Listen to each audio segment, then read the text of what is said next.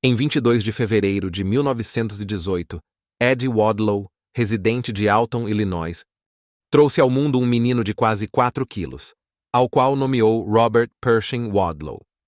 O pequeno Robert chegou à vida completamente saudável e, em princípio, sem qualquer anormalidade. Como é comum a todos os recém-nascidos, ele começou a se desenvolver durante seu primeiro ano. No entanto, rapidamente ficou claro que seu crescimento estava ocorrendo de maneira surpreendentemente rápida e preocupante. Com apenas 6 meses de idade, seu peso já alcançava cerca de 13,6 quilos. Quando celebrou seu primeiro ano, pesava aproximadamente 20,4 quilos e media mais de 1 metro de altura. O que ninguém imaginava é que o crescimento acelerado de Robert Wadlow não tinha previsão de parar e que ele se tornaria famoso por isso. Mesmo estando claro que seu filho não era como as outras crianças, os pais de Robert fizeram o possível para proporcionar-lhe uma infância o mais comum possível. Sendo o irmão mais velho de 2 garotos e 2 garotas, era de se esperar que ele se envolvesse nas mesmas brincadeiras e atividades de seus irmãos, independentemente das dificuldades. Quando celebrou seu 5º aniversário, Robert já media 1,63 m e já vestia roupas feitas para jovens adolescentes. Ao atingir a idade de 8 anos, Robert já era mais alto que seu pai, Harold F. Wadlow, que media 1,80 m, por um adicional de aproximadamente 7 centímetros. Para se adaptar à sua altura incomum na escola primária, foi necessário fabricar uma mesa especial para acomodar seu tamanho. Para as outras crianças da classe, Robert já era efetivamente um gigante vivo e ainda tinha muito mais a crescer. Em casa, ele era muito mais alto que seus 4 irmãos menores. Enquanto muitas crianças ainda eram levadas no colo pelos pais, Robert era capaz de carregar seu pai, que pesava cerca de 68 quilos, escada acima na residência da família, como se estivesse carregando um cachorrinho.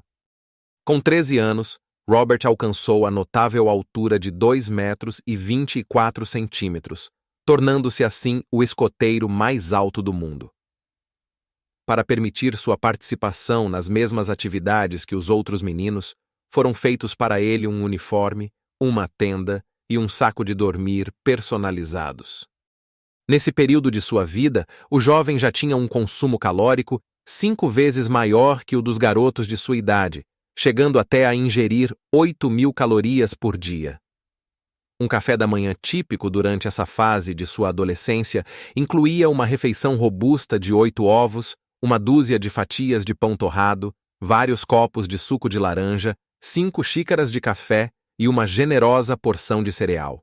Se alguém tinha permissão para usar a desculpa de garoto em crescimento enquanto devorava uma segunda porção, esse alguém era Robert Wadlow. Ao alcançar a idade de 17 anos em 1935, Wadlow superou impressionantemente a altura de 2,44 metros, tornando-o o adolescente mais alto já registrado. Esse foi apenas o primeiro de uma série de títulos oficiais que ele ganharia durante sua vida notável. Em suas próprias palavras, quando tinha 12 anos, "Meu nome é Robert Wadlow, peso por volta de 109 quilos e minha altura é de mais ou menos 2 metros. Os meninos à minha volta têm praticamente a mesma idade que eu e estão na mesma série escolar. Minhas atividades preferidas são beisebol, basquete e futebol americano. Quando eu crescer, quero ser uma figura imponente como Lindy, desde que eu encontre um avião que seja grande o suficiente para mim." O que fez com que esse jovem crescesse de forma tão acelerada e elevada em tão pouco tempo? Em 1929, médicos do Hospital Barnes, em St. Louis, diagnosticaram Wadlow com uma condição rara chamada hiperplasia da glândula pituitária.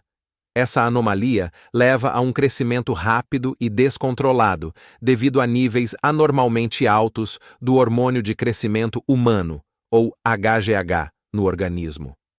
Frequentemente, um tumor benigno conhecido como adenoma é o responsável por uma glândula pituitária excessivamente ativa, fazendo com que seja secretado um excesso do hormônio do crescimento. Felizmente, avanços significativos na medicina desde o falecimento de Wadlow possibilitaram que pessoas com gigantismo da glândula pituitária, como é o caso de Sultan Kösen, o homem mais alto vivo até o ano de 2017, possam se submeter a procedimentos cirúrgicos para interromper a produção desse hormônio. Mas a época em que Wadlow viveu era diferente. Conforme explicado pelo Dr. Donald Rao, um consultor médico dos recordes mundiais do Guinness, muitos cirurgiões simplesmente não se sentiam seguros o suficiente para realizar uma cirurgia nele. Mesmo no momento de sua morte, foi relatado que o corpo de Wadlow continuava a crescer e não mostrava sinais de que ia parar tão cedo. Aparentemente, Robert estava farto de constantemente escutar: "Oi, como está o tempo lá em cima?" De fato, aos 18 anos, ele disse que fazia 3 anos que não ouvia uma nova brincadeira sobre sua estatura. Tenho certeza que vocês podem criar algo mais original. Por que não deixam suas melhores piadas sobre a altura nos comentários? Vou dar um like nas que me fizerem rir mais. Embora fosse um menino geralmente saudável que se divertia com as mesmas atividades que a maioria das crianças, Robert enfrentava consideráveis desafios devido à sua condição única. Sua estatura excessiva resultava em uma sensibilidade reduzida nas suas pernas e pés, sentindo no máximo um formigamento constante similar a agulhas espetando. Isso se devia à dificuldade que seu coração tinha para bombear o sangue até as pontas de seus membros alongados. Aos 10 anos de idade, seus pés já apresentavam uma coloração azulada, condição conhecida como cianose, causada pela circulação sanguínea inadequada. Contudo, Robert estava resoluto em não deixar sua condição dominá-lo e nunca utilizou uma cadeira de rodas para se movimentar, apesar do desconforto em seus membros. Aos 14 anos, Robert teve um leve tropeço enquanto empurrava um garoto em um triciclo, o que resultou na fratura de 2 ossos de seu pé. Em resposta a isso, ele passou a usar um tipo especial de órteses de ferro para suas pernas, que optaria por usar ocasionalmente mais tarde em sua vida. Embora essas órteses fornecessem um apoio muito necessário para suas pernas excepcionais, ele não tinha ideia de que elas acabariam sendo sua perdição, mas abordaremos isso mais à frente. Logo após sua formatura na Alton High School, em 1936, Robert Wadlow foi registrado no livro dos recordes do Guinness como o homem mais alto do mundo naquela época, com uma estatura de 2,61 metros, sendo ainda apenas um jovem de 19 anos. Contudo, Robert possuía aspirações como qualquer outro indivíduo. Ele ingressou no Shurtleff College através de uma bolsa de estudos, planejando cursar Direito, mas só conseguiu completar um semestre. As gigantescas mãos de Robert, que tinham impressionantes 32,3 centímetros desde o pulso até a ponta do dedo do meio, e eram as maiores já documentadas, tinham dificuldade até mesmo para segurar um lápis e fazer anotações em aula. As condições da vida universitária se tornaram demais para ele suportar. Embora seus planos de se tornar um advogado tenham se desfeito, Robert estava longe de imaginar que seu destino tomaria um caminho completamente diferente. Devido à atenção que sua história ganhou durante sua juventude, Robert chamou a atenção dos renomados irmãos Ringling e seu circo viajante. Eles perceberam que ele seria um acréscimo fenomenal ao seu elenco, especialmente se colocado ao lado do grupo de anões que já faziam parte do circo. Agora que Robert tinha atingido a maioridade, eles desejavam ser os pioneiros em firmar um contrato com ele. Naquela época, circos ambulantes como o dos irmãos Ringling, o Circo P.T. Barnum e o Dobrich International Circus gozavam de grande popularidade. O espetáculo principal era complementado por apresentações secundárias, que frequentemente incluíam pessoas com características físicas incomuns se apresentando na mesma tenda, conforme um cronograma estabelecido para cada noite. Os tipos de artistas podiam ir desde senhoras barbadas a gêmeos siameses, passando por anões e contorcionistas. Para esses indivíduos que vieram ao mundo com diferenças marcantes e que fatalmente não receberiam o devido respeito na sociedade convencional, fazer parte do circo era uma das escassas opções para obter algum rendimento. Donos de circo estavam constantemente procurando novas atrações para deslumbrar as plateias e, sem dúvida alguma, Robert Wadlow, um verdadeiro gigante que andava e conversava, era a escola ideal para isso. Enquanto fazia parte do circo, Robert ganhou fama como o Gigante de Alton ou o Colosso de Illinois. Rapidamente, ele foi alçado ao palco principal, deixando de ser uma simples atração lateral. Ainda que fosse um imã para o público, vindos de várias partes do país, Robert não tinha o DNA de um performer e não se entusiasmava com o universo extravagante e colorido do mundo circense. Ele só aceitou se apresentar sob certas condições.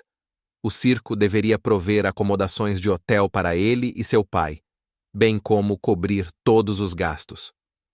Em suas atuações, Robert optava por um visual de terno discreto, recusando-se a usar a cartola e o fraque que o circo queria para torná-lo ainda mais chamativo. O estrelato de Robert no circo também atraiu a atenção da Peters Shoe Company, que em 1938 o contratou para uma turnê promocional como seu porta-voz. Para Robert, cujos pés mediam impressionantes 47 centímetros, equivalente a um tamanho 37 AA nos Estados Unidos, foi um golpe de sorte. A empresa se comprometeu a fornecer calçados gratuitos a ele enquanto estivesse em seu emprego. Isso foi uma vantagem considerável, já que seus sapatos personalizados, reforçados com partes metálicas, tinham um custo aproximado de $100 cada par, o equivalente a quase $2.000 nos dias de hoje. Era uma escolha quase óbvia para Robert, que preferia a ideia de uma carreira em publicidade a ser visto como uma curiosidade nos palcos de circo. Oi, tá curtindo essa narrativa? Se, assim como eu, você é um aficionado por história e quer mais relatos fascinantes e peculiares, que tal dar um like e se inscrever para mostrar que quer mais conteúdo? Ah, e não deixe de acionar aquele sininho para ficar por dentro de todas as novidades. Vamos voltar à história.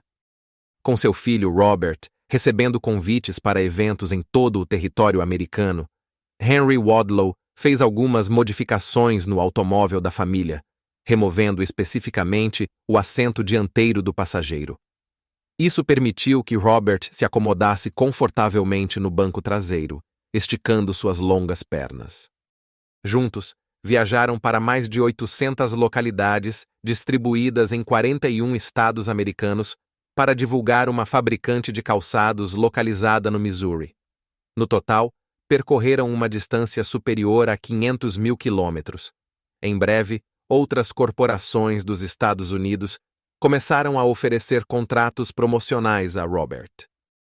Um anúncio específico de uma loja chamada Gately's dava a cada cliente um relógio luminária elétrico avaliado em $7,98, com Robert atuando como garoto propaganda e fazendo a promessa: receba o maior presente gratuito já oferecido, diretamente do maior jovem do mundo. Fora dos holofotes dos principais circos e das campanhas publicitárias, Robert levava uma vida caseira e tranquila ao lado de seus pais e outros familiares. As pessoas próximas a Robert o consideravam uma pessoa amável e educada, o que o fez ganhar o apelido de Gigante Gentil, uma variante de um dos nomes que ele tinha enquanto trabalhava no circo, o Cavalheiro Gigante. Mesmo com uma carreira excitante e única devido à sua altura excepcional, as tarefas cotidianas mais simples se tornavam grandes desafios para ele. Como um Gulliver em um mundo de liliputianos, Robert se encontrava em um ambiente feito para pessoas significativamente mais baixas. Por exemplo, sentar-se à mesa era uma operação delicada. Dobrar as pernas era arriscado, pois ele poderia derrubar tudo ao seu redor. Então, ele mantinha suas pernas estendidas, o que aumentava o perigo de alguém tropeçar nele. A maioria dos seus pertences tinha de ser especialmente fabricada para ele.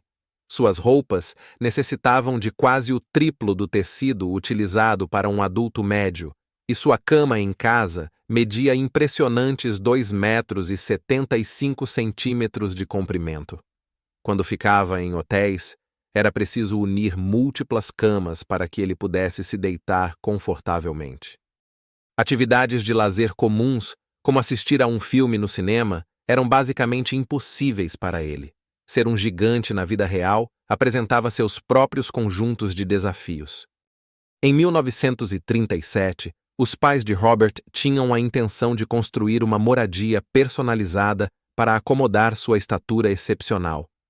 Portas com 2,74 metros, tetos com 3,35 metros e degraus de escada de 65 centímetros estavam nos planos.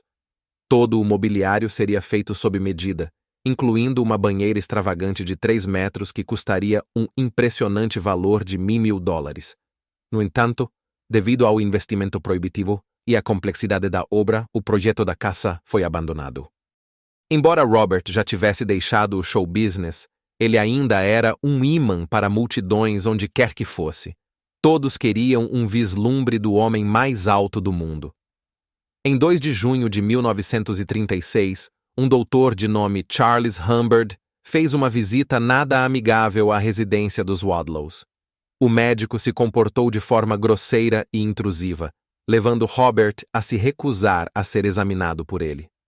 Em retaliação, Humbard publicou um artigo difamatório sobre Robert no Journal of the American Medical Association, descrevendo-o como um indivíduo retraído e amargurado.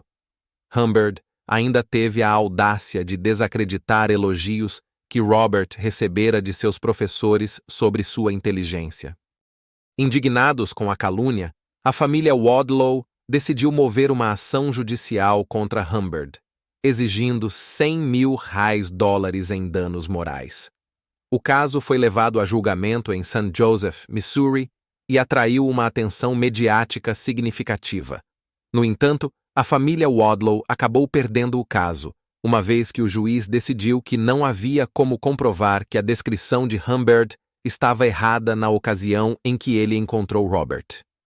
Aos 22 anos, em 1940, Robert Wadlow já precisava de uma bengala e de suportes metálicos permanentes nas pernas para se manter em pé, devido à sua altura excepcional.